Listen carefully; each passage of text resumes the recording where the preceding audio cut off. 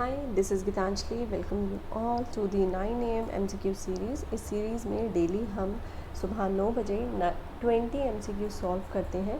इस सीरीज़ में अब तक हम इंडियन एविडेंस एक्ट कवर कर चुके हैं और IPC के 140 क्वेश्चंस कर चुके हैं।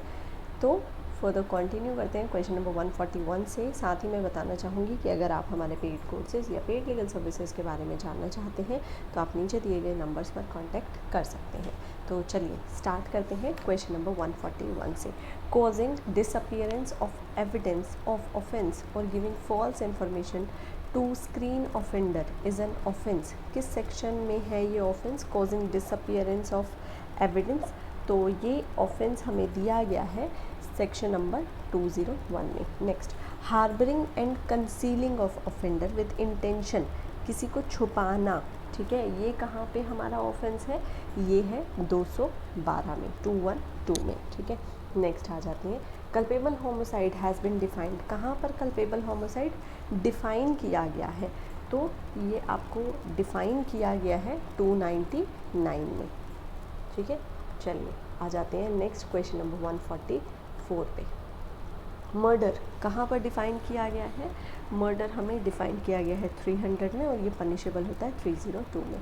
145, culpable homicide not murder if it is committed under. Culpable homicide नहीं होता मर्डर अगर ये ग्रेव सडन और प्रोवोकेशन में किया जाए, सेल्फ इंटॉक्सिफिकेशन में किया जाए या फिर इररेसिस्टिबल इम्पल्स में किया जाए।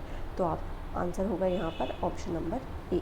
Next question, question number 146, culpable homicide is not murder if it is committed under the exercise of right of private defence being in good faith.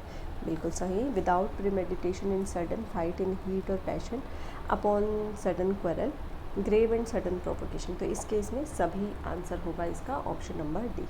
Next question number 147, murder is defined as, murder की definition बतानी है। Act by which the death is caused must have been done with the intention of causing such bodily injury as is likely to cause death. An act by which the death is caused और is done with knowledge that he is likely to cause death by this act. An act by which the death is caused with the intention of causing such bodily injury as offender knows which he is likely to cause of person to whom the injury is caused. अगर आप murder की definition देखें तो option number C is correct answer. Next question, question number 148 question है, grave and sudden provocation is, ये क्या होगा? Question of fact होगा, है ना। डिपेंड करता है फैक्ट टू फैक्ट कि क्या वो ग्रेव सडन प्रोवोकेशन थी या नहीं। तो आंसर होगा option number A. Next question, question number 149, A knows that B suffering from a disease in his hand and also knows that if a fist blow is given to B on his head, it is likely to cause his death. Knowingly, A gives a fist blow to B on his head and cause death of B.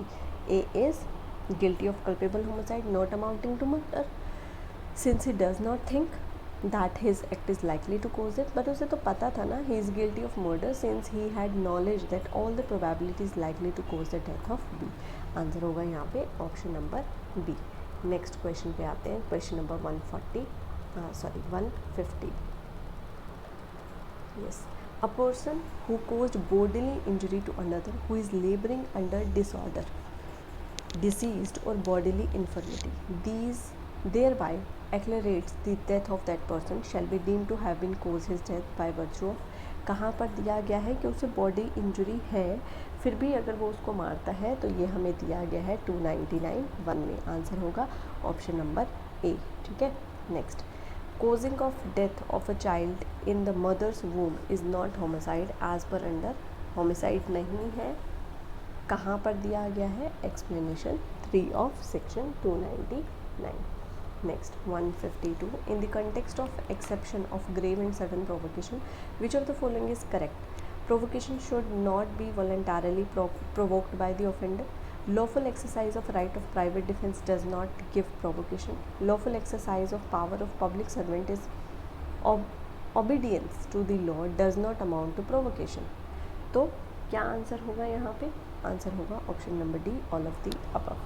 Exceptions हैं ये सभी, ठीक है, sudden provocation की। Next आ जाते हैं question number हम 153 153 पे, ठीक है। Yes 153 now, if the offender does not know that his act is so imminently dangerous that it must in all probability cause death, he will be guilty of, अगर उसे नहीं लगता है कि उससे डेथ होगी तो वो गिल्टी होगा culpable homicide not amounting to murder के लिए।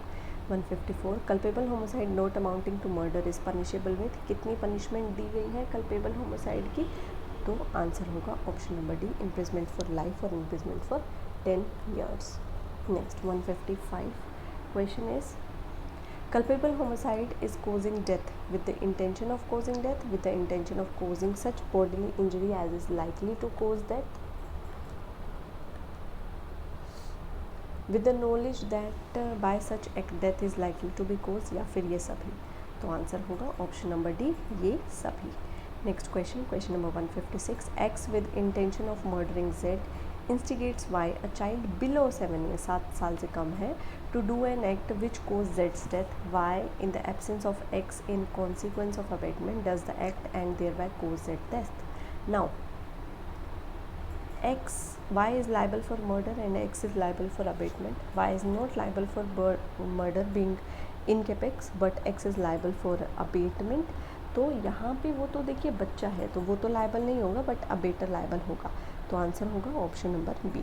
नेक्स्ट क्वेश्चन पे आ जाते हैं, question number 150, hurt has been defined as bodily pain, disease और इन्फर्मिटी, कहाँ पर हर्ट को डिफ़ाइन किया गया है, तो आंसर होगा यहाँ पे ऑप्शन नंबर ए, हर्ट हमें डिफ़ाइन किया गया है 319 में, ठीक है। नेक्स्ट आ जाते हैं क्वेश्चन नंबर 158, ग्रीवियस हर्ट कहाँ पे हमें डिफ़ाइन किया गया है, तो ये 320 में किया गया है। Which of the following are grievous hurt, emasculation, permanent disfigurement, prevention of any member of joint, तो आंसर होगा ऑप्शन नंबर डी, ये सभी। Next question number 160, during the scuffle between A and B, A give a blow on the face of B and consequently 2 teeth of B were broken. In these circumstances, A has committed an offence of causing, यहाँ पे इसने क्या किया है, दांत टूट गए हैं, तो ये ग्रीवियस हर्ट होगा, आंसर होगा ऑप्शन नंबर सी। तो यहाँ पे हमने कवर कर लिए हैं 20 क्वेश्चंस। आई होप ये सीरीज़ आप सभी के लिए हेल्पफुल होगी। अगर आपकी कोई सजेशन या ओपिनियन है तो आप मुझे कमेंट सेक्शन में बता सकते हैं। आज के लिए बस इतना ही, मिलते हैं कल सुबह 9 बजे।